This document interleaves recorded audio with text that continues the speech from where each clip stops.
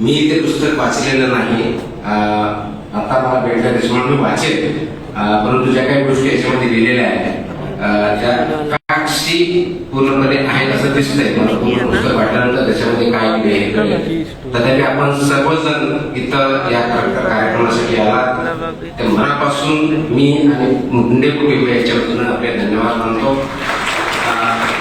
आपलं जे प्रेम आहे हे असंच चालू राहू द्या.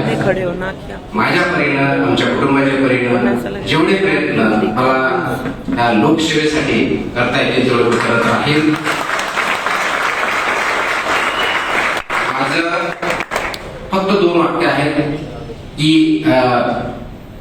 स्पर्धा परीक्षेमध्ये यश किंवा अपयश हे अंतिम नाहीये. स्पर्धा परीक्षा किंवा पद हे फक्त माध्यम आहे आणि स्पर्धा परीक्षेची जो तयारी करतो तो कधीच फेल होत नाही, कधीच फेल होत नाही. त्याचं कारण असं आहे, स्पर्धा करताना दुसऱ्याची करायची नसते, स्वतःच्या आजची स्पर्धा करून उद्या आपल्यापेक्षा बेटर माणूस बनायचा असेल त्यासाठी. त्याच्यामुळे आपण त्याच्यातून शिकून एक चांगला माणूस, एक चांगला समाजातला घटक आणि स्वतः कुटुंबाप्रती आणि समाजाप्रती असलेली भावना व्यक्त करण्यासाठी आपण बेटर जर झालो तर समाज उच्च लेवलला जायला जास्त वेळ लागणार नाही.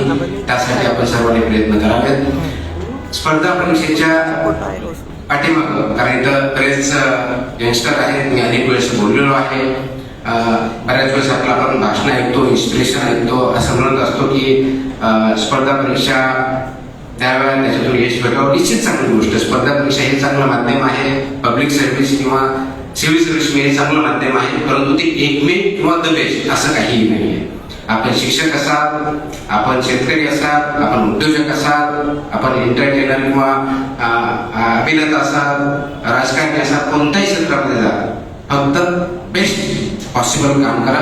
आणि ज्यावेळेस मी बेस्ट पॉसिबल म्हणतो त्यावेळेस सर्वात महत्वाच्या माझ्या दृष्टिकोनातून जर कोणता भाग असेल तर तो नैतिक या दृष्टिकोनातून उत्तम राहील.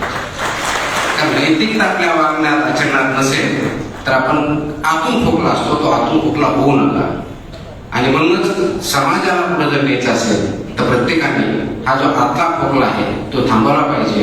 आणि जे जे समाजामध्ये चांगलं घडतंय त्यासाठी एकत्र येऊन आपण पुढे जाऊया एवढी अपेक्षा करतो. नमस्कार.